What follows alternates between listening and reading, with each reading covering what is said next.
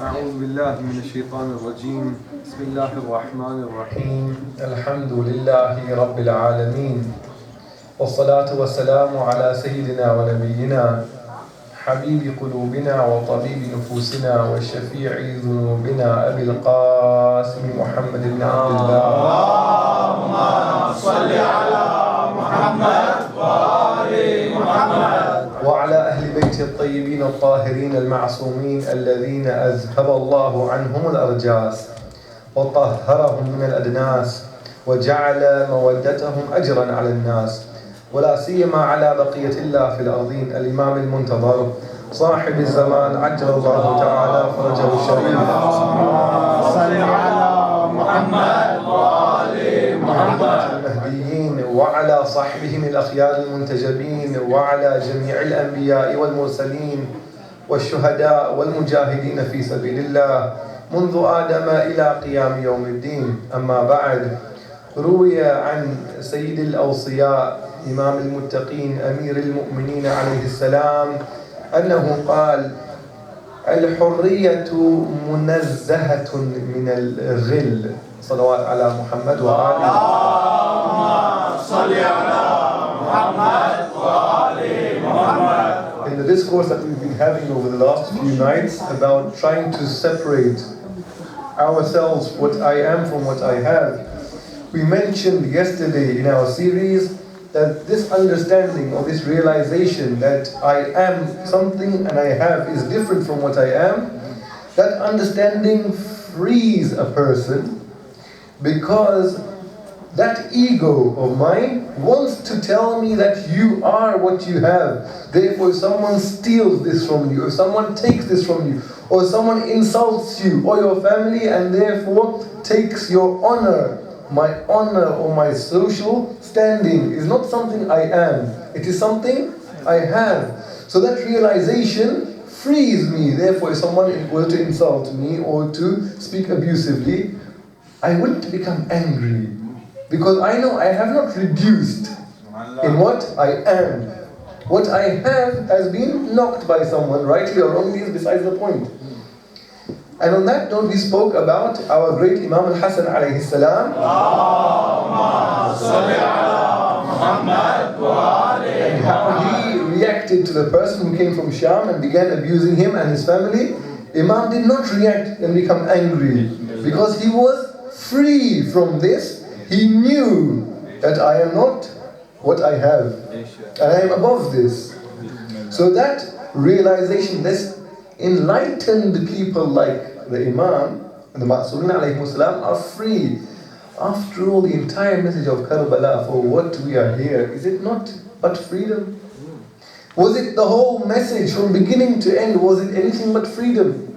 If we are to take anything from this message of Karbala, and we say it is revolving around the issue of freedom in this country, alhamdulillah, Allah subhanahu wa ta'ala has blessed us. We are politically free, religiously free, socially free. So that means we cannot take anything from Karbala, any lessons, because we are already free.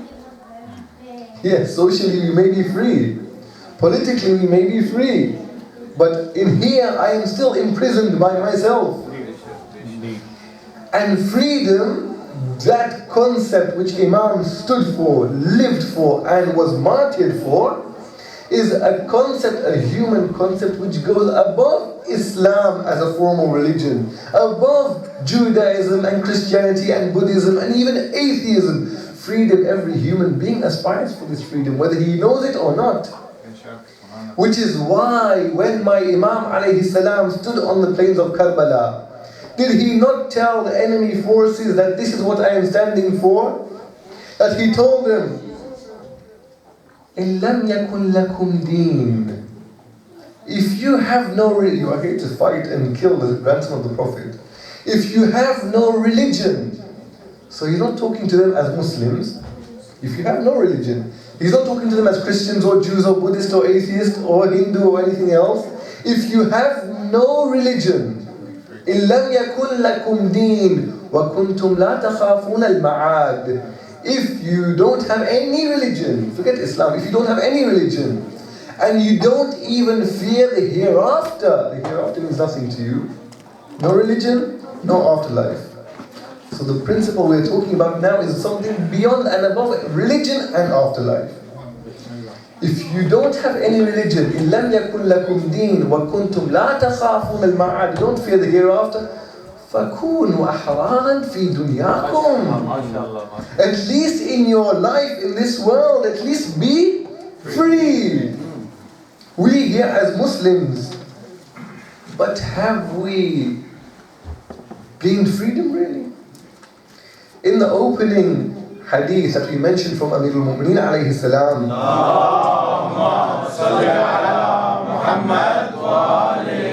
he said, or he has been reported to have said, al-hurriya, freedom, munazzahatun min al-ghil.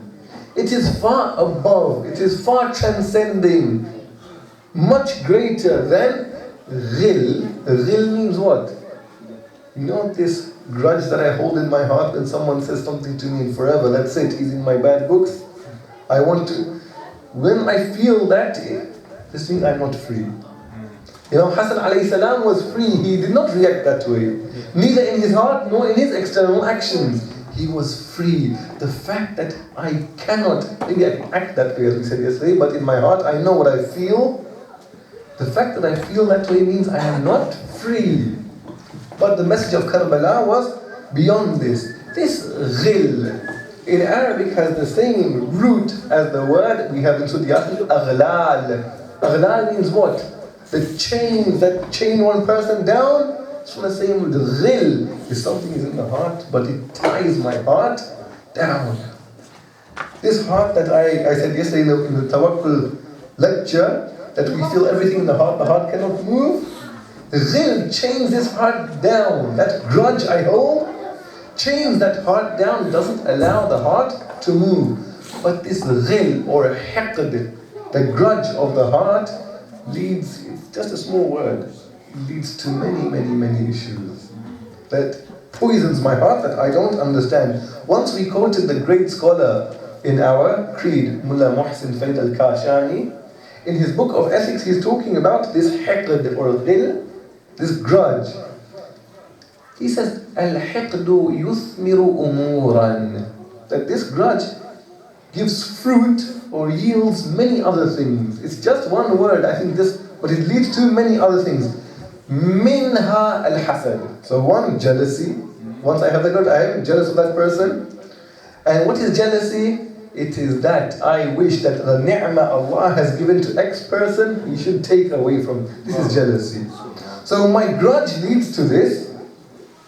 وَمِنْهَا أَن يُحْجِرُ وَيَنْقَطْ عَنْهُ, that I cut relations with this person. I see him in the mosque, but because he spoke to me that way, he was right or he was wrong is something else. Because he spoke to me that way, next time I see him in the mosque, he says salam. Because I feel this against him now. I have put on my own heart this barrier. Forget someone in the mosque. How often have we seen this between family, cousin on cousin, brother on brother, father on son, mother and daughter? Maybe don't speak for months or years because there is something in that heart. Something happened and it's stuck there now in the heart. وَمِنْهَا, and more from these fruits that this leads to, from amongst those fruits, أَن يَتَكَلَّمْ فِيهِ بِمَا لَا يَحِلْ مِنْ كِذْبٍ وَغِيبَةٍ, that it leads me to talk about this person in a way which is not lawful. Either I lie about him, you know this person? Or I make, even if it's true, I slander his character. Why? Because something is here. There's a poison which is left here. And all of these fruits, and there's many more fruits that we haven't spoken about. وَهَذَا كُلُّهُ حَرَامٌ. All of this is unlawful. Ghiba, this hasad, to wish Allah removes His bounty from that person, He's given him wealth. I don't say, oh Allah remove the wealth, but in my heart I wish he didn't have that. Allah has given him. He has children. Why does he have so many children? There's something which makes me detest him because of the ni'mah Allah subhanahu wa ta'ala has given him. All of this is haram. But why do when I introspect on myself, I have hiqd or ghil against X person, he or she. I have it because of something that happened in the past. Have I asked myself, what was the reason for that thing? I will find 100% of the time, it was something to do with my ego or something to do with the world. That he stole my money or he borrowed money he hasn't returned. Or he spoke to me in such and such way that hit my ego. Everything that ghil, that hiqd, that grudge of the heart is to do with is because I have been attacked on something that I have, not something that I am. And sometimes I fool myself and I tell myself it is because he spoke about the marja that way, or he spoke about Imam Ali that way, or this is me fooling myself. It is really because I have been hurt. If he spoke about X person this way or Imam that way, then I should love him more because I have to guide him, not put up barriers against him. The fact I put up barriers, it shows me it is being attacked, something that I have, not something that I am, but this dunya which contains everything I have, wealth, health, social status, everything. This dunya is too small to worry about these things. I am here, 20 years, 30 years? We said time and again, do we know who here can put their hand up now and guarantee I will walk out of this door, guaranteed? Who dares to do that? We don't know. I don't know if I'll stand up from this. This dunya, which we don't know how long is going to last, is not worth carrying this around in my heart. As that Mawla, that master of mine, Amirul Mu'mineen alayhi salam,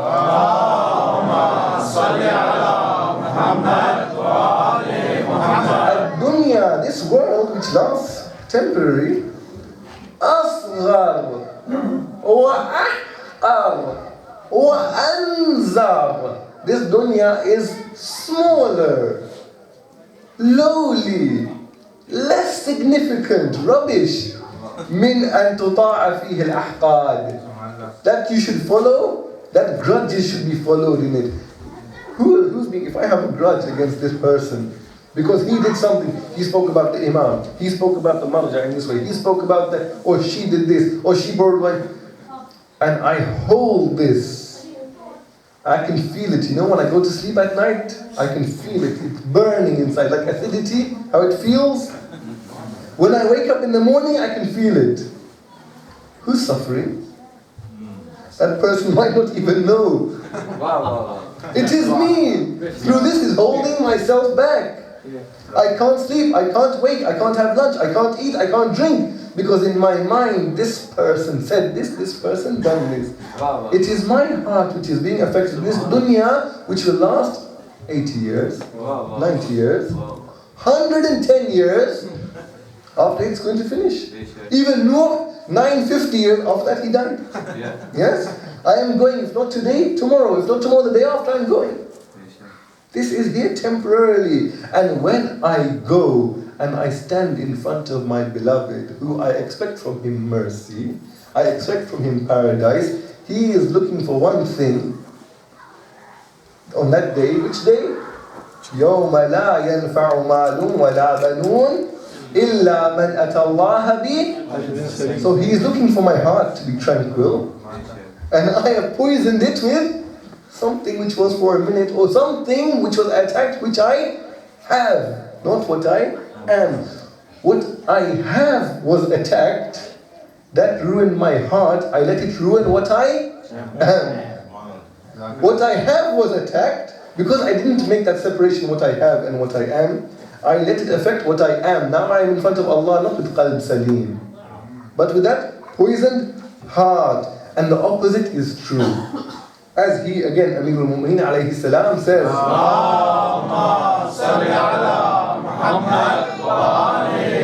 Man atraha al-hiqd, whoever drives hiqd away from themselves, gets rid of this poison, istaraha qalbuhu.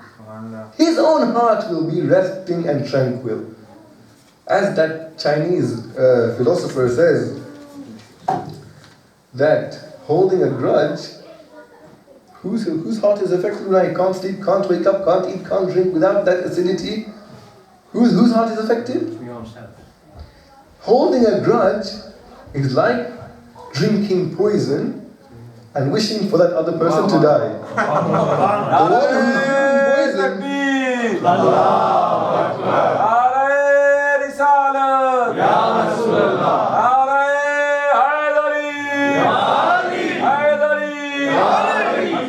محمد وآل بيت محمد عليه السلام بلندتر صلوات اللهم صل على محمد وآل محمد. It is me who is troubling myself. The hatred I have is for him. I wish he dies. I wish she falls ill. I wish her or his ni'mah goes. Every night and day I'm thinking, it is me whose heart is being poisoned. He or she might not, the silly thing is this, but he or she might not even know that I have all these feelings. He is living, she is living, going about their lives and their akhirah and their dunya. It is me who is killing myself. Which is why the mu'minun in the Quran, as we have in Surah Al-Hashr, we know the dua, the ad'iyah which are in the Quran. Ibrahim asks for this. The Prophet asks for this. This Prophet asks for that. Zakaria asks. Allah, 124,000 prophets we had. Allah mentions only a few dua in the Quran, which means these ones are very special. Amongst them is the dua of the mu'minun, the believers, when they ask Allah in Surah Al-Hashr, وَلَا تَجْعَلْ فِي قُلُوبِنَا غِلًّا لِلَّذِينَ آمَنُوا. And don't put in our hearts ghil, this grudge, لِلَّذِينَ آمَنُوا. For those who believe, for you brothers, I ask Allah, don't put this grudge in my heart for my brothers and sisters. Don't put it in there. And the verse finishes, رَبَّنَا إِنَّكَ رَؤُوفٌ رَحِيمٌ. Which means, this is a clue from Allah, a secret in the Quran, that the names of Allah from the 99 names, Ra'uf and Ar-Rahim, are two names that we can use to combat the grudge of the heart. Because the mu'minun ask like this, لا تجعل في قلوبنا غلا للذين آمنوا إنك رؤوف رحيم. That's his ra'fa and his rahmah are those things which combat ghil in the heart. So when we want to, one who suffers by this and they've seen themselves, I'm suffering by this, they should do dhikr of Allah on these names, Ar-Ra'uf and Ar-Rahim. So ghil, what is it actually? A man, he was walking in the street, and a car passed by and splashed him. The car was going too fast. He picked up a stone and he wanted to hit the, because it splashed him with water, dirty water. Became he attacked what he had. Yeah? So he picked up the stone he wanted to throw. But the car went too fast, but he saw which number plate it is. And he knew who's in here, private number plate, he knew whose car this is. So I can't hit him now. I will keep the stone when I see him. He put the stone in his pocket. He went home and he was on the phone. One of his cousins phoned him. And his cousin, they got into an argument on the phone. Now on the phone, he couldn't react and punch his cousin on the phone. But he was burning because why did he insult him like this? He put the phone down. He picked up something that's paperweight in his hand. When I see him, I will hit him. He went to work. His boss the next day told him off and scolded him for being late. Now he can't react towards his boss because he will be fired. One day he will get the promotion, he will get the opportunity. In the meantime, this plant, this happened again and again and again. Someone is saying something, everything he was. So now you can imagine how his pockets are, his trousers, his shirt, his jacket. He can't walk. Nare Takbir! Allahu Akbar! Nare Risalat! Ya Rasulullah! Nare Haydari! Ya Ali! Junudiye Muhammad wa Ahle Bayt Muhammad alayhi salam bulantar salawat! Allahumma salli ala Muhammad wa ali Muhammad. Now he can't even walk. A man came to visit this town and he saw this funny person with so much things, he probably can't walk. So he's wondering, should I ask him or? So yes, brother, I've got a question. He said, yes. So what did you put in your pocket? So he explained to him the story that this was the car splashed me, I put this stone, this one does it. So he explained every item, he knew what it was for. So it is this, he explained to him the whole story. Oh, okay. In that case, the man said to him, the visitor, I have only 2 questions which I don't understand. 2 questions for you. He said, yes, please. One, how come I see you in the town doing this in this funny way? Why don't I see everyone doing this? Means what? The way he insulted me, I put a stone. The way he abused me, the way I spoke to someone this way, he spoke to me this way, I put it. Also, I am doing that to other people. If I carry stones, they should be carrying stones also, but I don't see this. I see, I am oppressed, I was spoken to wrongly, I was wronged. Also, I say things which hurt other people. So I say, so why is it you who has stones? They should all have stones. The man began to think that, right, maybe I also say it. My second question is this. He said, yes, you have stones, you have a plant to throw, you have soil, you have all these dirty things to harm someone with. What about the flowers and the gifts? The man said, what flowers and gifts for what? So, well, if someone insulted you, someone must have said something good to you someday as well. If you are willing to hold the stones and the plants for this, you should also be willing to hold the gifts and the flowers to give. The day I see him for the word compliment, I should also gift him back. But me, I don't. Me, the negative things I hold and poison myself. But when I speak to someone, he compliments me. When I speak to someone, he says, today you look very nice, handsome. I should keep something in my heart to also react in a positive way. But me, no. I keep the stones, and others don't keep stones for me, which I also do, 1. And 2, I don't keep the positive things. My ego is like that. The negative things, I hold. The positive things, I don't even realize. He complimented me, did me a favor, I don't care. Because the attacks on what I have are being used to poison what I am. And this is what I take. So this person in the town, everyone walking freely, working, talking, joking, eating, he couldn't even walk. Which is why our father of our Imam, Al-Hasan al-Askari alayhi salam,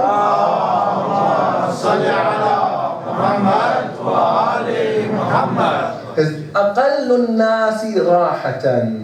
The one amongst men who is at least ease, the least comfortable person. If someone's got a backache, he's not comfortable today. You're fine. Because the least comfortable person is al-haqood. The one who he can't sleep, he can't wake up, he can't eat, he can't drink. Every day, every night, he's thinking the same. What's the point? For these few years I'm here, I'm damaging what I am, that I'm taking my heart with me. But al-mu'min, who we say we are mu'minun, yes? Followers of Ahlul Bayt, yes? Al-mu'min laysa bihaqood. But the real believer is not this way that he carries and bears the grudge all the time. Sometimes in life it happens. Yes? We are not ma'sumin. I sit with someone, 5 people, 6 people, a mosque meeting, committee meeting, or my work meeting, and we have disagreements. It happens. We are not ma'sumin. So, Imam al-Sadiq alayhi salam,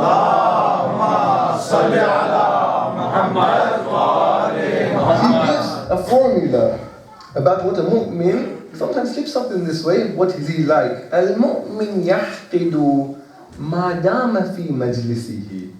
The mu'min might feel this against someone as far as he's sitting there in that gathering and we have a heated discussion about something. فَإِذَا قَامَ ذَهَبَ عَنْهُ الْحَقْدُ. When they stand from that, they are brothers. When they stand, that is finished. Me, no. I carried for my whole life. Imam says the mu'min is not like this. Mu'min, something might happen whilst they're sitting there. Once they stand from this, it's gone. It happens. Imagine, as the writer Eckhart Tolle says in his book, imagine you're sitting in a park one day, park bench, and there's a pond in front of you. There are ducks in the pond. And someone is throwing bread to the ducks, and so there's some bread pieces. Now one duck comes and the other duck comes going for the same piece of bread. You see it happens. One goes for the other, one goes for it, and they have a fight. One is picking the other one in the feathers, picking, and then they have a flutter, you see in there. Maybe one of them eats it in the end. Then you see both of them go away from each other. And then you see the duck roll his feathers, and then they come back in the pond. Someone who comes 2 minutes later wouldn't know something happened or something didn't happen. They wouldn't know. But now Eckhart Tolle says, you imagine we give these ducks our human brains. And then they go for the same piece of bread, and then they have a fight, and then they go out of the pond, and they come back in. And then one duck goes to the other group of ducks. You know that person? He took my bread. And the other was like, this one, he doesn't have any manners. He poked me with his beak. The ducks Allah gave us for ibrah, to take lessons from them. They don't act this way. Yes, sometimes we have conflict. After it's finished. The one who comes 2 minutes inside. So we have a, God forbid, some disagreement here. And it becomes heated. It could happen. The one who comes 2 minutes later should not be able to tell that there was a disagreement or these two brothers love each other or anything. No. These ducks are like this. But if I put my egoistic brain, which tells me I am what I have, that brain into the ducks, that will be poison in that pond. But I am not like this. So one last formula before we finish. How do he hates me? He acts with me, and he offends me, he insults me, she does this to me. How do I make everyone proper now? Because everyone should be good. He insults, she is evil. How do I make everyone good? How do I take the evil out of them? I have a formula. Our Mawla, our Master Amir al-Mu'mineen alayhi salam.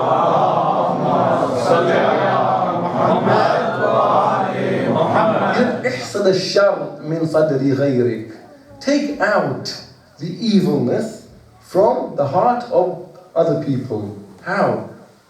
You take it out of you, you will not see it in them. How's the formula to make everyone good? You make yourself good. The one who is evil sees everyone as evil. The one who is good-hearted, he loves. Did my master Imam Hussein alayhi salam, he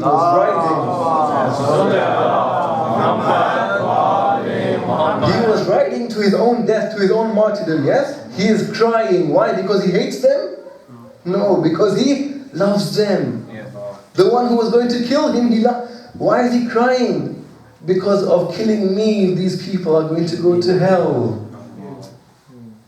He did not have any hate. We have about Amir al-Mu'mineen alayhi salam that Ibn Muljim comes to him, asking him from the public treasury somewhere. So Amir al-Mu'mineen tells Qambar, bring a horse to give Ibn Muljim, to give him. Qambar brings a horse. Amir al-Mu'mineen alayhi salam says, no, not this one. That other one, which was the most expensive Arabian roan, bring that one. So he brings that one. And Ibn Muljim takes this horse and he goes. Amir al-Mu'mineen alayhi salam turns to Qambar and tells him, do you see him? أُرِيدُ حُبَّهُ وَيُرِيدُ قَتْلِي. I want his love. He wants to kill me. He knew this from Ibn Muljim. Did he have hate in his heart? Did he hold a grudge? Did he have evil? No. Even the one who is attacking what I have, because he is or she is in error, I should guide them, I should love them. He is my brother at the end of the day. One, grudges, freedom is far above grudges. If we want to be free and follow the message of Karbala, grudges are far below this. I am not free then. Two, this grudge leads to many fruits, social ills, hasad, etc., etc. We mentioned them, they are all haram. Number three, this dunya is too small and too short and too insignificant to poison myself for it.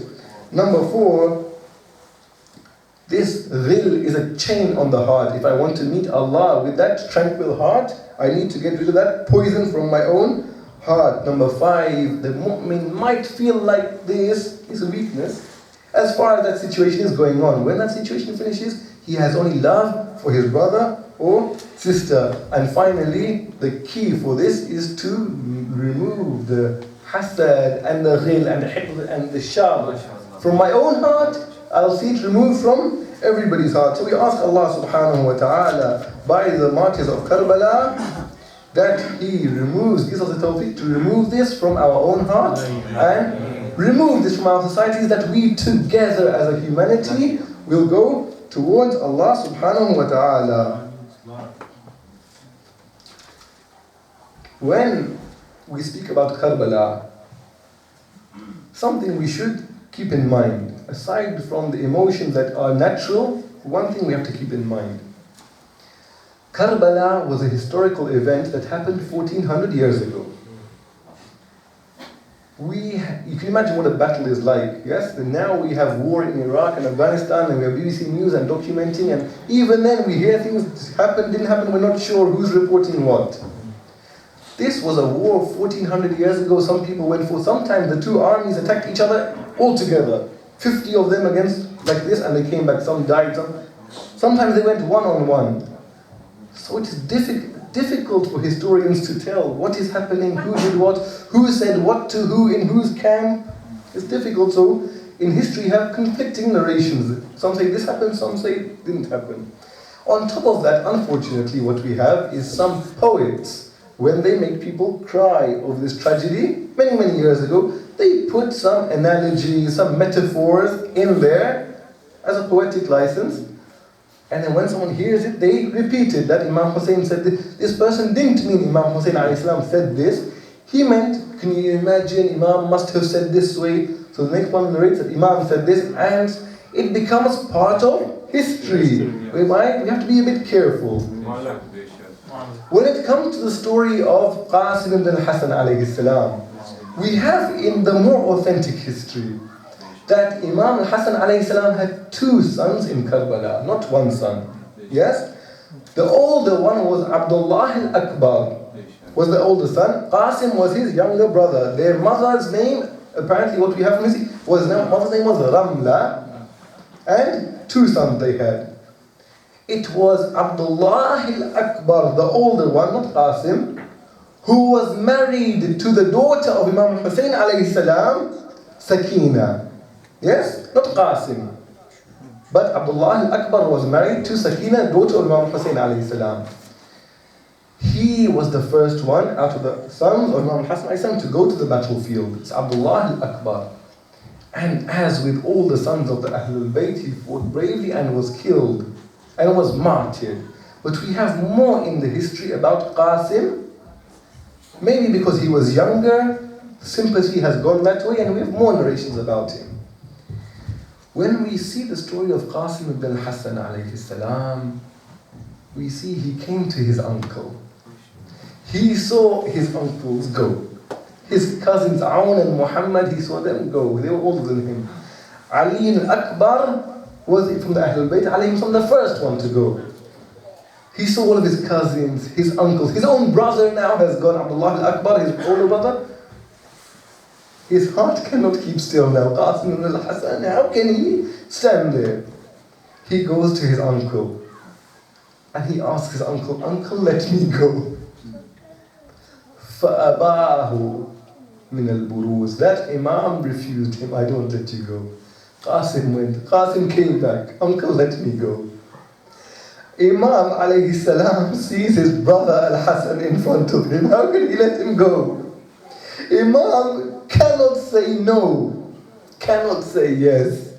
Imam just takes Qasim to his chest and hugs him, and he begins weeping, as the history says, فَبَكَى بُكَاءً شَدِيدًا. You cannot imagine what is going through this uncle's heart, seeing the last memory of his brother Hassan in front of him, holding him to his chest.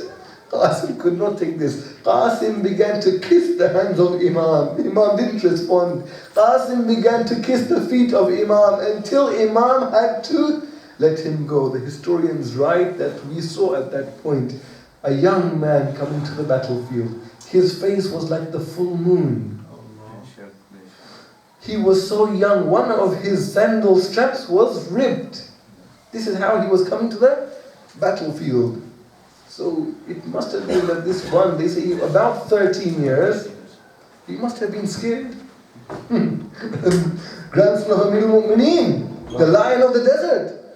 He comes out in the battlefield scared, shaking? No, reciting lines of poetry. His sword in hand. إن تنكروني فأنا ابن الحسن سبط النبي المصطفى المؤتمن. If you don't know who I am, if you deny who I am the son of Al-Hasan, the grandson of the Holy Prophet who was Al-Mustafa. هذا حسين كالأسير مرتهن.